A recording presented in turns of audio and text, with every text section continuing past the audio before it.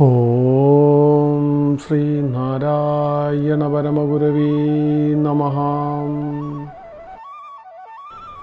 ശ്രീനാരായണ ഗുരുദേവ കൃതി ദൈവദശകം ലഘുവ്യാഖ്യാനം ശ്ലോകം 7 തുടരുന്നു.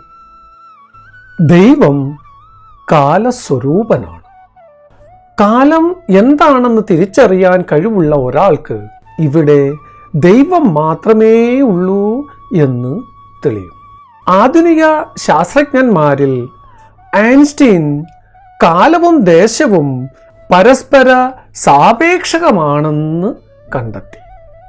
കാലദേശങ്ങൾ മാത്രമല്ല, ഈ ലോകത്തു കാണുന്നതൊക്കെ വേർപെടാൻ വയ്യാതെ പരസ്പരം കോർത്തിണക്കി നിൽക്കുകയാണെന്ന് നാം 4-ാം പദ്യത്തിൻ്റെ വ്യാഖ്യാനത്തിൽ കണ്ടുവല്ലോ. മന്ദബുദ്ധിയായ മനുഷ്യൻ അവൻ്റെ തൽക്കാല അനുഭവങ്ങളെ അവയുടെ മുഖവിലയ്ക്ക് വിശ്വസിച്ച് കഴിയുന്നവനാണ്. അനുഭവങ്ങളുടെ ഉള്ളിലേക്ക് ചുഴഞ്ഞിറങ്ങി ചെന്ന് അവയുടെ പൊരുൾ എന്തെന്ന് അന്വേഷിക്കാൻ അവൻ ഒരുമ്പെടാറേയില്ല. മരക്കുറ്റിയിൽ പിശാചിനെ കണ്ടാൽ പിശാചുണ്ടെന്നുറച്ചുകൊണ്ട് ബഹളമുണ്ടാക്കുന്നവനാണ് ചിന്താരഹിതനായ സാധാരണ മനുഷ്യൻ. അതുപോലെ ചിന്തിക്കാൻ കഴിയാത്തവരുടെ അനുഭവമാണ് കാലം. ചിന്തിക്കുന്നവനെ കാലം സ്വയംകൃതമായ ഒരു തോന്നൽ മാത്രം. കാലം എന്നൊന്നുണ്ടോ? അത് കഴിഞ്ഞത്, നടക്കുന്നത്, വരാനിരിക്കുന്നത് എന്ന മട്ടിൽ ചലിച്ചു മാറുന്നുണ്ടോ? കാലം ഒരു വെറും ഭ്രമമാണെന്ന് വന്നാൽ അതോടെ ജനന മരണങ്ങളൊക്കെ ഭ്രമമാണെന്ന് തീരുമാനിക്കാമല്ലോ. കാലം ഉണ്ടെന്നുള്ളതിന് എന്താണ് തെളിവ്? പകലും രാത്രിയും മാസങ്ങളും വർഷങ്ങളും മാറി മാറി വരുന്നുണ്ടല്ലോ. സെക്കൻഡുകളും മിനിറ്റുകളും മണിക്കൂറുകളും കടന്നു പോകുന്നുണ്ടല്ലോ എന്ന് ചിലർ ചോദിച്ചേക്കാം. പകലും രാത്രിയും മാറി മാറി വരുമ്പോൾ വാസ്തവത്തിൽ എന്തെങ്കിലും കടന്നു പോകുന്നുണ്ടോ? സംഭവിക്കുന്നത് ഇതാണ്: ഭൂമി സൂര്യനെ ചുറ്റുന്നു. ഇവിടെ സൂര്യൻ ഭൂമിയുടെ ചലനത്തെ അപേക്ഷിച്ച് സ്ഥിരമായി നിൽക്കുന്ന ഗോളമാണ്. ഭൂമി കറങ്ങുമ്പോൾ സൂര്യന്റെ വെളിച്ചം തട്ടാതിരിക്കുന്നതിനെ നാം രാത്രിയെന്ന് പറയുന്നു. വെളിച്ചം തട്ടുന്നതിനെ പകൽ എന്ന് പറയുന്നു. ഈ സംഭവങ്ങൾ നടക്കുമ്പോൾ പകലെന്നും രാത്രിയെന്നും വേർതിരിഞ്ഞ് എന്തോ കടന്നുപോയതായി നാം ഭ്രമിക്കുന്നു. വാസ്തവത്തിൽ അവിടെ കടന്നു പോകാൻ ഭൂമിയുടെ കറക്കമല്ലാതെ മറ്റൊന്നും ഇല്ലെന്ന് തീർച്ചയല്ലേ? പിന്നെ കാലം കടന്നു പോയതായി തോന്നുന്നതോ? അതാണ് തോന്നൽ അഥവാ ഭ്രമമെന്ന് പറയുന്നത്. ചലിക്കാത്തതോ നിയമബദ്ധമായി ചലിക്കുന്നതോ ആയ ഒന്നിൻ്റെ പശ്ചാത്തലത്തിൽ അതിനെ അപേക്ഷിച്ച് അനിയതമായി ചലിക്കുന്ന മറ്റൊന്നിൻ്റെ ചലനത്തെ തുലനം ചെയ്യുമ്പോഴുണ്ടാകുന്ന ഭ്രമമാണ് കാലം. കാലത്തിൻ്റെ ഏതളവ് പരിശോധിച്ചാലും നിർവചനം ശരിയാണെന്ന് കാണാം. രാത്രിയുടെയും പകലിൻ്റെയും കാര്യം തന്നെ എടുക്കാം. സൂര്യൻ്റെയും ഭൂമിയുടെയും സ്ഥിതികളാണ് ഇവിടെ തുലനം ചെയ്യപ്പെടുന്നത്. സൂര്യൻ സ്ഥിരമായി നിൽക്കുന്ന ഒരു ഗോളമല്ലെന്നും അതിവേഗം ചലിച്ചുകൊണ്ടിരിക്കുകയാണെന്നും തെളിഞ്ഞിട്ടുണ്ട്. എങ്കിലും സൂര്യന്റെ ചലനം ഭൂമിയുടെ ചലനത്തെ അപേക്ഷിച്ച് നിയമബദ്ധമാണ്. സൂര്യൻ ഒരേ ക്രമത്തിൽ തന്നെ ചലിക്കുന്നത് കൊണ്ട് ഭൂമിയിൽ ഉള്ളവർക്ക് സൂര്യന്റെ ചലനം അറിയാൻ തന്നെ കഴിയുന്നില്ല. ഭൂമിയുടെ ചലനമാകട്ടെ നേർമാർഗത്തിലല്ല, ഒരു പ്രത്യേകതരം ചുറ്റിത്തിരിയലാണ്. അതുകൊണ്ട് തന്നെ ഭൂമിയുടെ ചലനം സൂര്യചലനത്തെ അപേക്ഷിച്ച് നിയമരഹിതമെന്ന് പറയാം. അപ്പോൾ ആപേക്ഷികമായി നിയത ചലനത്തോടു കൂടിയ സൂര്യന്റെ പശ്ചാത്തലത്തിൽ ആപേക്ഷികമായി അനിയത ചലനമുള്ള ഭൂമിയുടെ ചലനത്തെ തുലനം ചെയ്തപ്പോൾ ഉണ്ടായ ഭ്രമമാണ് പകലും രാത്രിയും. വാസ്തവത്തിൽ പകലെന്നും രാത്രിയെന്നും വിഭജിക്കാവുന്ന കാലം എന്നൊരു പദാർത്ഥം ഇവിടെ ഇല്ലെന്ന് തീർച്ച. മിനിറ്റുകളുടെയും മണിക്കൂറുകളുടെയും ഒക്കെ കഥ ഇതുതന്നെയാണ്. ഒരു ഘടികാരത്തിൻ്റെ സൂചി ചലിച്ചു മാറുമ്പോൾ നാം എന്തിനെയോ സെക്കൻഡുകളായും മിനിറ്റുകളായും മണിക്കൂറുകളായും വിഭജിക്കുന്നു. ഇങ്ങനെ വിഭജിക്കപ്പെടുന്ന പദാർത്ഥത്തെയാണ് നാം കാലമെന്ന് വിളിക്കുന്നത്. പക്ഷേ എവിടെ ഇരിക്കുന്നു കാലം? ഘടികാരത്തിൻ്റെ സൂചിയിലാണോ? വാസ്തവത്തിൽ മനുഷ്യൻ തൻ്റെ അനിയതങ്ങളായ ദൈനംദിന ചലനങ്ങളെ നിയമബദ്ധമാക്കി വിഭജിക്കാൻ കണ്ടെത്തിയ ഒരു ഉപായമാണ് ഘടികാരം. ഘടികാരത്തിൻ്റെ സൂചിയുടെ ചലനം ആപേക്ഷികമായി നിയമബദ്ധമാണ്. ആ ചലനത്തിൻ്റെ പശ്ചാത്തലത്തിൽ മനുഷ്യൻ ആപേക്ഷികമായി അനിയതമായ തൻ്റെ ജീവിത ചലനത്തെ തുലനം ചെയ്യുമ്പോഴാണ് മിനിറ്റായും മണിക്കൂറായും ഒക്കെ എന്തോ കടന്നു പോകുന്നതായി തോന്നുന്നത്. ഘടികാര സൂചിയുടെ ചലനവും മനുഷ്യന്റെ ജീവിത ചലനവുമല്ലാതെ കടന്നു പോകാൻ മൂന്നാമതൊന്നും ഇല്ലെന്നുള്ളതാണ് വാസ്തവം. തൽക്കാല പരിതസ്ഥിതിയിൽ രൂപം കൊള്ളുന്ന സങ്കല്പ അനുഭവം മാത്രമാണ് കാലമെന്നറിയാൻ ഒരു പ്രയാസവും ഇല്ല. സൂര്യഗോളത്തിൽ മനുഷ്യവാസമുണ്ടെന്ന് കരുതുക. എന്തായിരിക്കും അവരുടെ പകലും രാത്രിയും? അവിടെ രാത്രി ഉണ്ടായിരിക്കുമോ? ഉണ്ടെങ്കിൽ തന്നെ ഭൂമിയിലെ രാത്രിയും പകലും ആയിരിക്കില്ല സൂര്യന്റെ രാത്രിയും പകലുമെന്ന് നിശ്ചയം. ഭൂമിയിലെ 1000 യുഗമാണ് ബ്രഹ്മാവിനൊരു പകൽ, മറ്റൊരു1000 യുഗം ബ്രഹ്മാവിന് ഒരു രാത്രിയും എന്നാണ് ഗീതയിൽ ഭഗവാൻ പ്രഖ്യാപിച്ചിരിക്കുന്നത്. അവനവൻ്റെ ചുറ്റുപാടുകൾക്ക് അനുസരണമായി ഉണ്ടാകുന്ന ഭ്രമ അനുഭവമാണ് കാലം എന്നുള്ളതിന് ഇതൊക്കെ തെളിവാണ്. വസ്തു ഒന്നേ ഉള്ളൂ. അതിലെ വെറുമൊരു ഭ്രമാനുഭവമാണ് കാലം എന്ന് കാട്ടിത്തരാനാണ് ഗുരുദേവൻ നീ തന്നെ വർത്തമാനവും ഭൂതവും ഭാവിയും വേറല്ല എന്ന് പ്രഖ്യാപിച്ചിരിക്കുന്നത്. ഭ്രമാനുഭവ സ്ഥലത്തൊക്കെ വസ്തുസ്വരൂപം തന്നെയാണ് ഭ്രമാനുഭവത്തിനും വിഷയമാകുന്നത്. കയറിൽ കാണുന്ന സർപ്പം കയറ് തന്നെയാണ്. അതുപോലെ കാലം ദൈവത്തിലുണ്ടെന്ന് തോന്നുന്ന ഒരു ഭ്രമ അനുഭവമാണെങ്കിൽ കാലം ദൈവം തന്നെയാണ് എന്ന് പറയേണ്ടതില്ലല്ലോ. സർപ്പം കയറാണെന്നറിഞ്ഞാൽ ഭ്രമം തീരും. അതുപോലെ കാലവും ദൈവമാണെന്നറിഞ്ഞാൽ ഭ്രമം തീരും. ഭ്രമം തീർക്കാൻ വേണ്ടിയാണ് ഗുരുദേവൻ ഇക്കാര്യം വ്യക്തമായി പറഞ്ഞിരിക്കുന്നത്. കാലവും ദേശവും.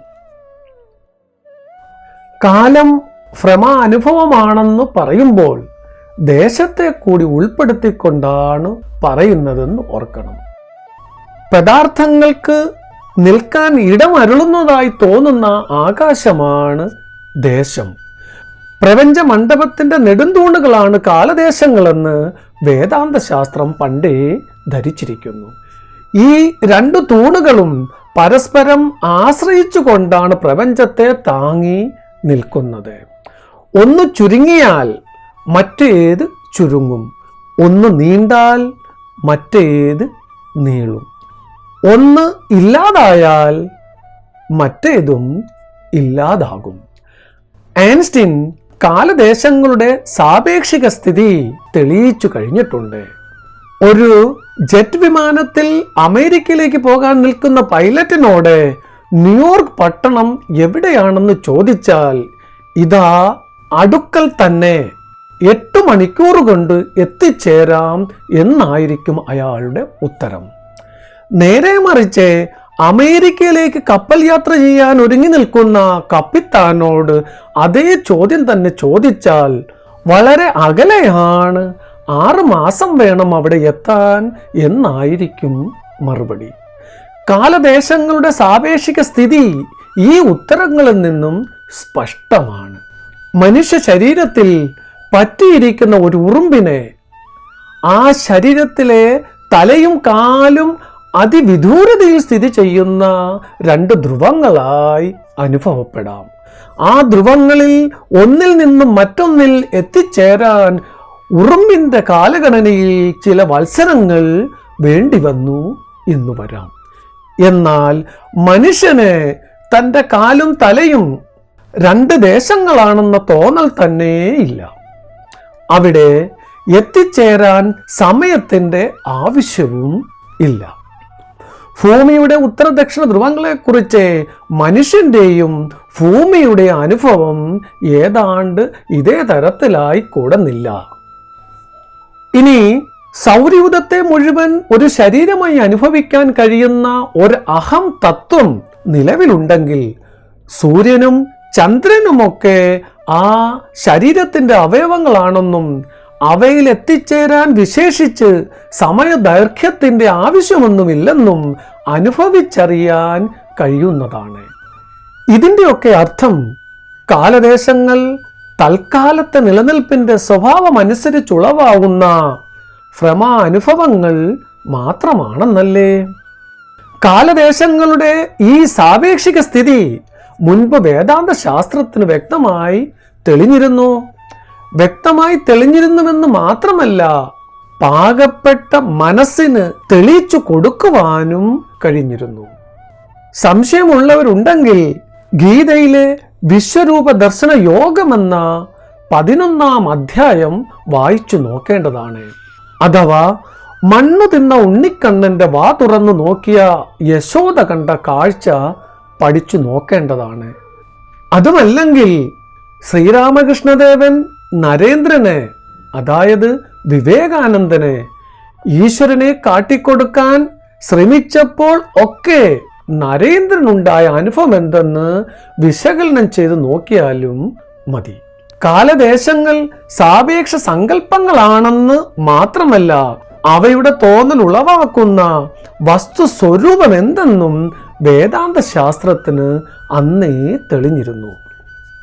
ശ്രീ ശങ്കര ഭഗവത്പാദർ പറയുന്നത് നോക്കുക.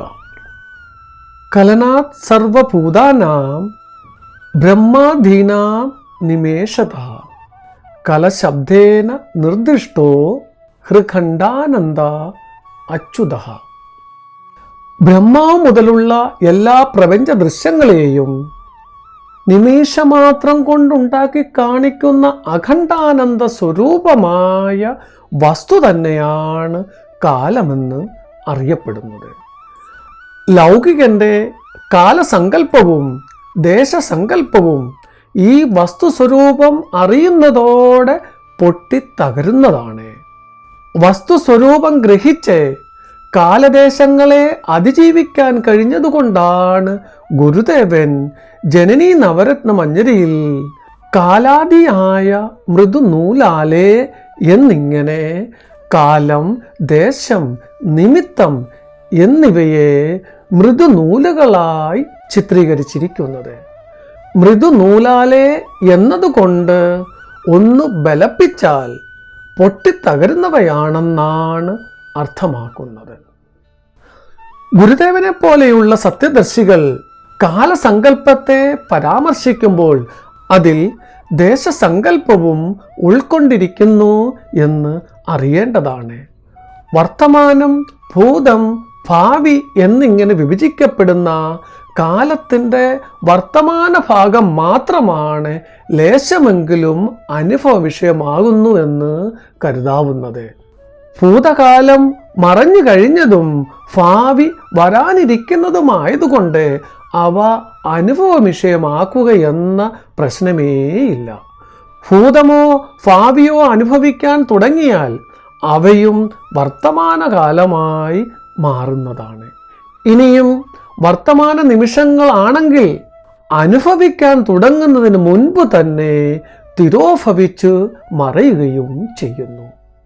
മനസ്സിന് ഒരു എത്തും പിടിയും കിട്ടാത്ത ഈ കാലചലനത്തിൽപ്പെട്ട് മുങ്ങിപ്പൊങ്ങുകയാണ് സൂര്യചന്ദ്രാദി എല്ലാ പ്രപഞ്ച ഘടകങ്ങളും.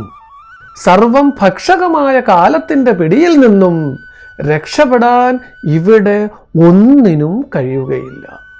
അനിർവചനീയമായ കാലഗതിയെ കടക്കണമെങ്കിൽ കാലത്തിൻ്റെ തോന്നൽ ഉളവാക്കി നിൽക്കുന്ന അചഞ്ചല സത്യത്തെ അറിഞ്ഞേ പറ്റൂ. സത്യബോധമുള്ളവരുടെ മുന്നിൽ നിന്നും കാലമാകുന്ന കാളസർപ്പം ചുരുണ്ടുകൂടി സ്വയം മറയുന്നു. ഗുരുദേവൻ തന്നെ ആത്മോപദേശ ശതകത്തിൽ പ്രസ്താവിച്ചിട്ടുള്ളത് നോക്കുക. പരയുടെ പാലു നുകർന്ന ഭാഗ്യവാന്മാർക്ക് 10,000 അറിവപര പ്രകൃതിക്കധീനമായാൽ അരനൊടിയൊരായിരം പോലെ തോന്നും. വിദ്യയുടെ പ്രകാശമാർഗം അംഗീകരിച്ച് സത്യമതു നുകരുന്നവർക്ക് 10,000 അല്പസമയം മാത്രം. നാമരൂപങ്ങളിൽ ഭ്രമിക്കുന്ന അവിദ്യയുടെ മാർഗം അംഗീകരിക്കുന്നവർക്ക് അരനിമിഷം 1000 പോലെ നീണ്ടുപോകുകയും ചെയ്യും. ഈ പരമസത്യം കാട്ടിത്തന്നു മനുഷ്യരാശിയെ കാലപ്രവാഹത്തിൽ നിന്നും കരയ്ക്ക് കയറ്റാൻ വേണ്ടിയാണ് നീ തന്നെ വർത്തമാനവും ഭൂതവും ഭാവിയും വേറല്ല എന്ന് ഗുരുദേവൻ പ്രഖ്യാപിച്ചിരിക്കുന്നത്. തുടരും.